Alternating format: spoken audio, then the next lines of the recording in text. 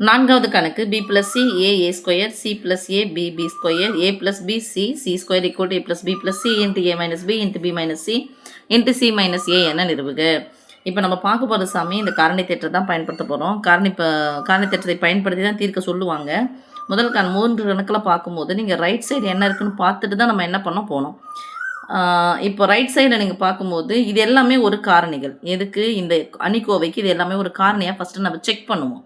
அதை செக் பண்ணுறதுக்கு என்ன பண்ணணும், ஒரு காரணி எண்ணில் இப்போ a + b + c என்பது ஒரு காரணி எண்ணில் அப்படின்னு சொன்னால் ஏவுக்கு பதிலாக என்ன போட போகிறோம், ப்ளஸ் பி ப்ளஸ் சி என்னன்னு பார்க்க போனால் -b -a மாறப்போகுது. இது a - b ஒரு காரணினா a - b = 0, b - c ஒரு காரணினா b - c = 0, c - a ஒரு காரணினா c - a = 0. ஓகே, இப்படி தான் நம்ம போட்டு இது பண்ண போகிறோம். ஆனால் நம்ம இந்த வரிசையை பார்க்கணும். இந்த அணியினுடைய வரிசை 3/3 அப்படின்னா சொல்லுவாங்க 3 வரிசையுடைய அணின்னு சொல்லுவாங்க. அப்போது ரைட் சைடில் இருக்கக்கூடிய எத்தனை காரணிகள் வரணும்னா இங்கே இருந்துச்சுன்னா 3 காரணிகள் தான் வரணும். ஒரு இருபடி சமன்பாடு இருக்குது 2x + 3x போட்டுக்கிறேன். இப்படி ஒரு இருபடி சமன்பாடு அல்லது கோவை இருக்குது, இது மாதிரி கோவை ஈக்குவல் டு போட்ட சமன்பாடு இது மாதிரி இருக்குதுன்னா எக்ஸுக்கு எத்தனை மதிப்புகள் கிடைக்கும், 2 மதிப்புகள் கிடைக்கும். அப்போ அதனுடைய படி என்னான்னு பார்க்கணும். இப்போ அணியில் பொறுத்த வரைக்கும் இது பேர் வரிசை. அப்போ இந்த வரிசை 3 இருக்குதுன்னா எத்தனை காரணிகள் தான் வரணும்னா 3 காரணிகள் தான் வரணும். ஆனால் இங்கே பாருங்கள் இன்ட்டுன்னு போட்டிருக்கு. அடுக்கு இது 1 டைம் வந்திருக்கு, 1 டைம் 1 டைம் 1 டைம் அப்படி பார்த்தா 4 காரணிகள் இருக்குது. அப்போது எனக்கு எத்தனை காரணிகள் தான் வேணும், 3 காரணிகள் தான் வேணும். அப்போ இது எதில் ஏதோ ஒரு காரணி வரக்கூடாது. அதனால் என்ன பண்ணுறேன், இது காம்ப்ளிகேட்டடாக இருக்கிறத நான் விட்டுறேன். எது சிம்பிளாக இருக்கோ அதை எடுத்துக்கிறேன். அப்போ a - b ஒரு காரணி, b - c ஒரு காரணி, c - a ஒரு காரணின்னு சொல்லிட்டோம் அப்படின்னு சொன்னால் a - b = 0, b - c = 0, c - a = 0. அப்போ ஏவுக்கு பதிலாக -b சமக்குறிக்கு அந்த பக்கமாக போனால் ப்ளஸ்ஸாக மாறும் இல்லையா. இதை வச்சுட்டு ஏவுக்கு பதிலாக பிஏ போட போகிறோம், பிக்கு பதிலாக சி, சிக்கு பதிலாக ஏன்னு போடும்போது இந்த அணிக்கோவையினுடைய மதிப்பு 0வாக வருதான்னு பார்க்கணும். நான் 0 வந்துடுச்சுன்னா இது ஒரு காரணி, இது ஒரு காரணி, இது ஒரு காரணின்னு சொல்லிட்டு நம்ம ப்ரூவ் பண்ணிடலாம். ஓகே, அதுக்கப்புறம் கேனுடைய மதிப்பு டிட்டர்மினன்ட் ஆஃப் ஏனுடைய மதிப்பு கண்டுபிடிக்கும் போது கேனுடைய மதிப்பு கண்டுபிடிச்சி போட போகிறோம். ரைட்மா, போலாமா சாமி? இப்போது இதை நான் அப்படியே விட்டுறேன், பெண்டிங்கில் வச்சுக்கிறேன். இதை மட்டும் எடுத்துக்கிறேன். a - b ஒரு காரணி எனில், காரணிக்கு இங்கிலீஷில் ஃபேக்டர்னு சொல்லுவாங்கப்பா. ஸோ a - b = என்னது 0. This implies a = b. நான் ஃபஸ்ட்டு எடுத்துக்கிறேன். எடுத்துகிட்டு இது 0 வந்துச்சு, நாம இது ஒரு காரணின்னு சொல்ல போகிறேன். ஓகே, அப்போ இதை a = இந்த அணியில் போயிட்டு இதை நம்ம சப்ஸ்டியூட் பண்ணலாம் சாமி. ஏவுக்கு பதிலாக b போட போகிறோம். இங்கே இது a கிடையாது, b + c. ஏவுக்கு பதிலாக என்ன போட போகிறோம், b. ஏவுக்கு பதிலாக b, ஏவுக்கு பதிலாக b போட போகிறோம். அப்போது c + b என்னாலும் b + c ஒன்று தானே, இது அப்படியே வரும். ஏவுக்கு பதிலாக b போட போகிறோம். அப்போது a + b என்ன வரும், 2bன்னு வருமா, b + b 2b, இது c, இது c² ஈக்குவல் டு பாருங்கப்பா, முதல் நிறையும் இரண்டாவது நிறையும் சமமாக இருக்குது. அப்போது எப்போ 2 நிறைகளோ அல்லது 2 நிரல்களோ சமமாக இருக்கோ அப்போ அந்த அணிக்கோவையின் மதிப்பு என்னது 0. சின்ஸ் இங்கே போட்டுருங்க, r1 = r2, so a = 0. Okay சாமி, therefore நான் திஸ் இம்ப்ளைஸ் எது ஒரு காரணின்னு சொல்லலாம் நம்ம, a - b ஒரு காரணி. அடுத்தது இதே போலவே நம்ம என்ன பண்ண போகிறோம், b - c ஒரு காரணி எனில், நான் ஃபஸ்ட்டு எடுத்துக்கிறேன். அதுக்கப்புறம் நிரூபிச்சிட்டோன்னே ஆமாம் 0 வந்துச்சுன்னா காரணின்னு சொல்ல போகிறோம், 0 வரலன்னா காரணி இல்லைன்னு சொல்ல போகிறோம். காரணி எனில் b - c = 0. This implies b = -c எந்த பக்கம் போச்சுன்னா +c மாறும். அப்போ பிக்கு பதிலாக சின்னு சொல்லிட்டு இந்த அணியில் போடுறோம். a = இந்த ஒரிஜினல் அணி இந்த அணியில் கொண்டு போய் நம்ம போட போகிறோம் சாமி. எது, பிக்கு பதிலாக சி போடுறோம். அப்போ பிக்கு பதிலாக சி போட்டால் c + c 2c வருமா. இங்கே சியே கிடையாது, ஃபஸ்ட்டு இது விட சி கிடையாது. ஸோ ஏவும் a² இருக்குது, அப்படியே போட்டுக்கிறேன். a² இங்கே சி இருக்கா, அப்போ சிக்கு பதிலாக என்ன போடுறோம், சரி b இருக்கணும். பிக்கு பதிலாக தான் சி போட போகிறேன். சி அப்படியே வச்சுக்கிறேன், c + a. பிக்கு பதிலாக சி போடுறேன், பிக்கு பதிலாக சி போடுறேன். அடுத்தது a + b, பிக்கு பதிலாக என்ன போடுறேன், சி போடுறேன்.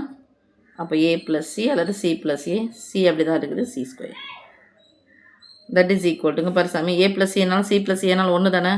ஸோ இந்த ரோவும் இந்த ரோவும் எப்படி இருக்குது, சமமாக இருக்கா, தட் இஸ் ஈக்குவல் டு 0. உங்கள் சின்ஸ் என்னன்னு போட போகிறீங்க, r2வும் r3யும் சமமாக இருக்குது. So A equal to 0. நான் டெல்டான்னு கூட வச்சு இதை போடலாம் நம்ம.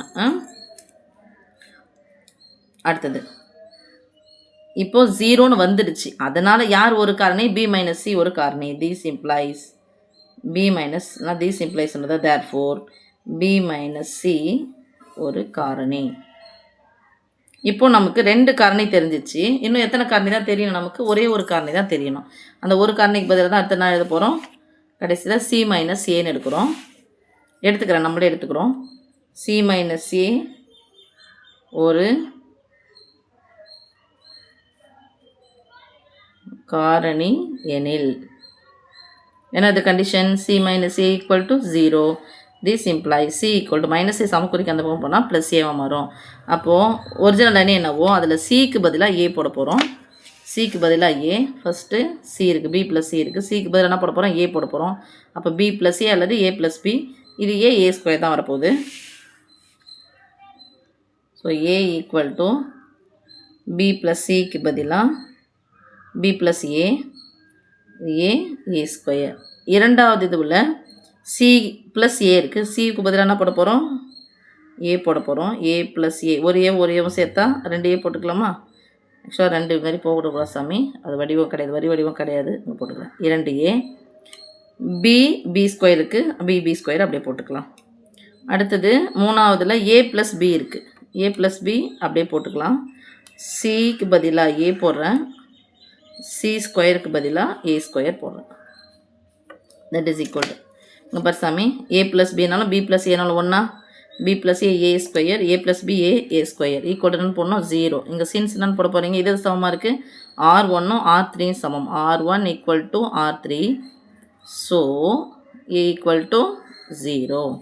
அதை நீங்கள் கண்டிஷனாக எழுதணும். ஓகே, இப்போ ஏனுடைய மதிப்பு 0ன்னு வந்ததுனால தேர்ஃபோர் சி மைனஸ் ஏ ஒரு காரணி. இப்போ வரிசை 3 இருக்கிறதுனால 3 காரணி வந்துடுச்சு. அதனால் இந்த ஏ ப்ளஸ் பி ப்ளஸ் சின்னு கொடுத்துருந்தாங்கல்ல, அதை எடுத்துக்க வேண்டிய அவசியம் இல்லை. ஓகேவா? 3மே வந்துடுச்சு. இப்போது determinant of A equal to formula என்ன? நமக்கு கே இன்ட்டு யார் காரணின்னு கிடச்சிட்டோம், கண்டுபிடிச்சிருக்கோம். A minus B into B minus C into C minus A. இப்போ யாருடைய மதிப்பு கண்டுபிடிக்கணும்? கேனுடைய மதிப்பு கண்டுபிடிக்கணும். கேனுடைய மதிப்பு கண்டுபிடிக்கணும்னா ஏவுக்கு பதிலாக பிக்கு பதிலாக சிக்கு பதிலான்னு சொல்லிட்டு சம் நம்பர் நம்ம போட போகிறோம். ஓகேம்மா, காரணின்னு சொன்னோடனே அந்த 3 காரணம் இருக்குது. எக்ஸ்ட்ரா அவங்க ஒன்று கொடுத்தாங்கல்ல, நம்ம எதை நிரூபிக்கணும்னு சொல்லிட்டு பாருங்கப்பா. இதை தான் நிரூபிக்க போகிறோம். ஏ ப்ளஸ் பி ப்ளஸ் ஏ நான் எழுதாத விட்டுட்டேன், எழுதிக்கலாமா? நான் இங்கே இன்ட்டு தான் அதனால் இப்படி எழுதிக்கிறேன். ஓகே, இப்போ ஏவுக்கு பிக்கு சிக்கு நம்ம மதிப்பு போட்டுட்டு எதை கண்டுபிடிக்க போகிறோம்? கேனுடைய மதிப்பை கண்டுபிடிக்க போகிறோம். So put A equal to 0, B equal to 1 and C equal to 2 போட சொல்லியாச்சு. எதில் போடணும்? நம்ம ஏ ஒரிஜினல் அணியில் கொண்டு போய் போட போகிறோம். ஸோ ஒரிஜினல் அணி